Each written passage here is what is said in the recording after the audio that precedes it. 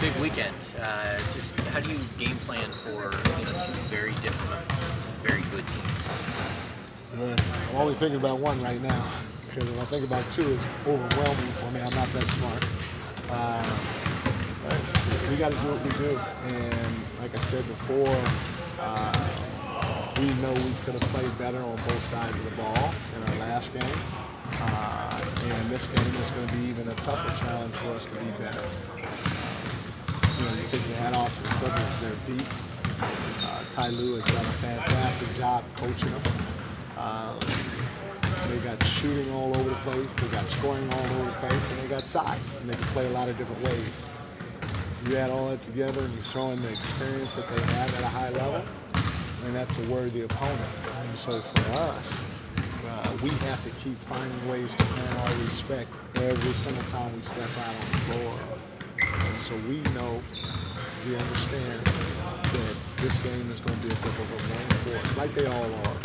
But we have to come in and be better with the details against this team, more so even than the last game. And if we respect that, we'll have a chance to win.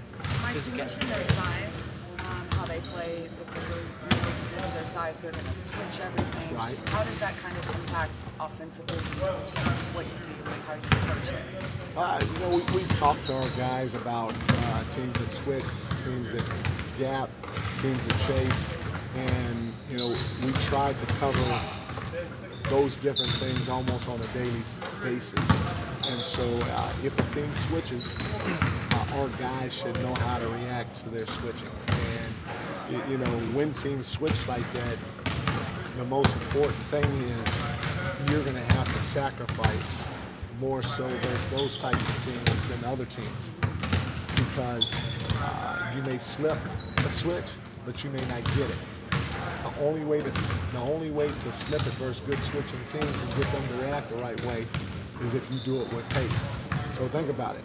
They're switching everything. You got to slip a lot of things. You got to slip a lot of things with pace, and you're doing it play after play after play, and you're not getting the ball.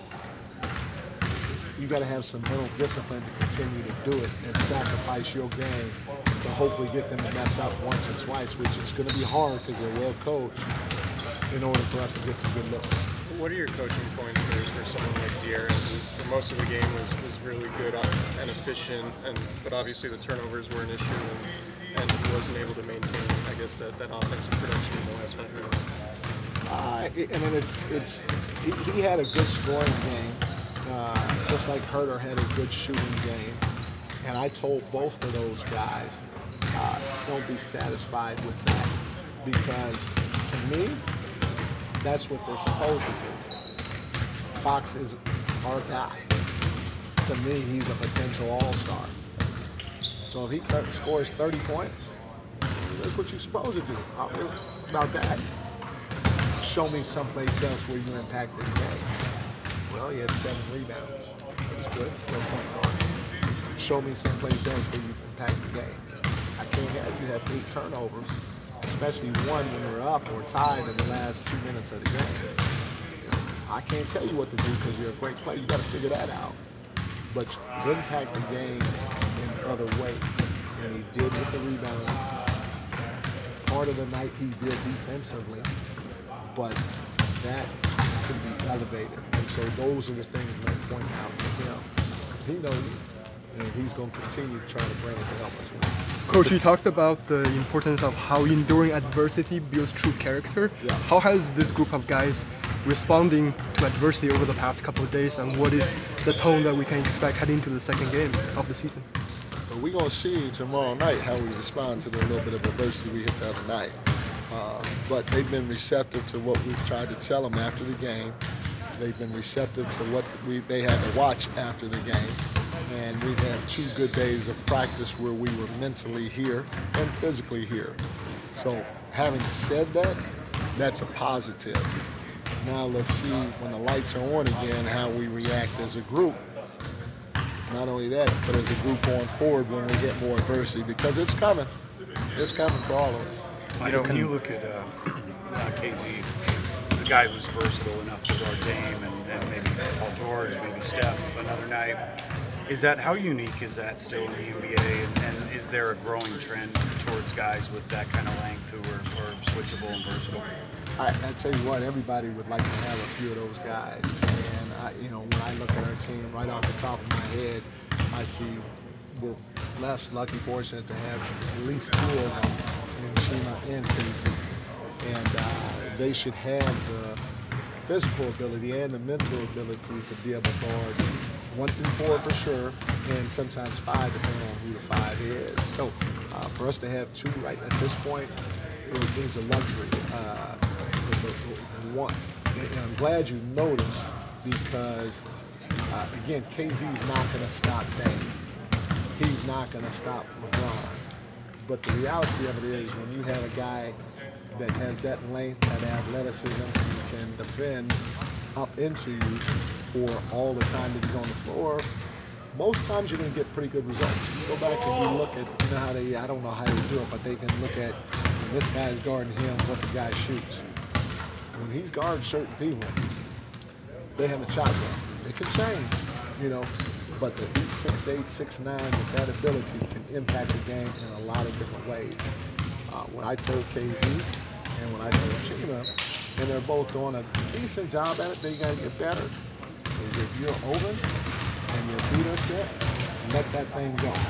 Because we don't want you to be a positive or a plus positive first off defensively, but then you're passing up shots on the offensive. Did I say that right? Sounds right to me.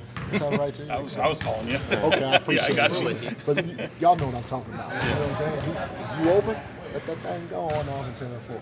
Do the little thing, offensive rebound. Run the floor and get a layup. Put that pressure on the other team on the offensive end floor.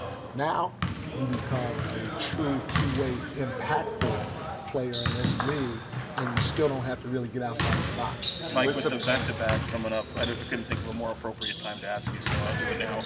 How much are you looking forward to going up against the Warriors, getting that ring, and just what that moment might mean to you?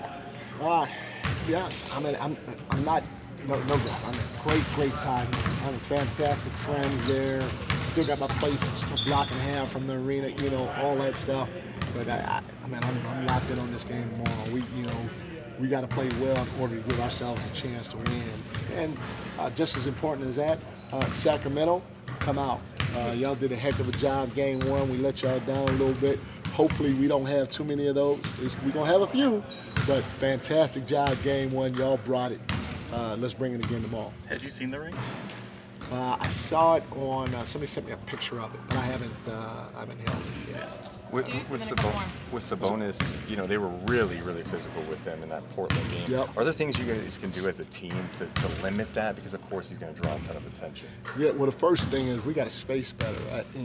For a couple of the first clips that I showed is when they started being extremely physical, especially when they were small, we had 2 or 3 guys, our own guys, sitting in the paint looking at him.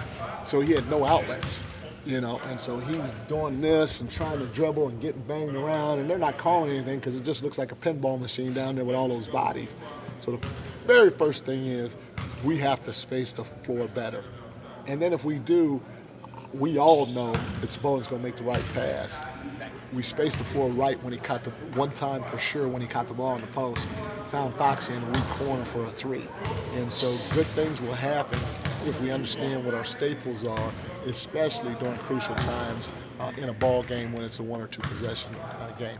Some of the biggest concerns that you saw from that opener, how do you feel about correcting them heading into Saturday?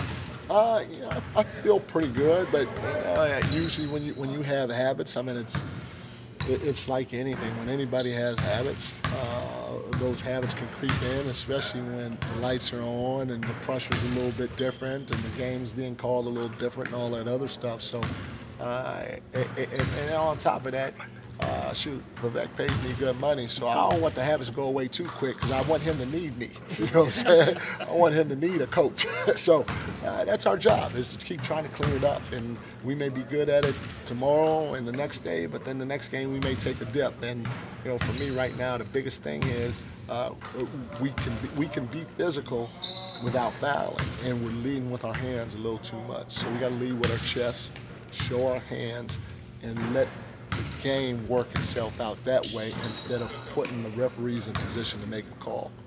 33 free throws, that's hard to overcome. You know, then you got to box out too.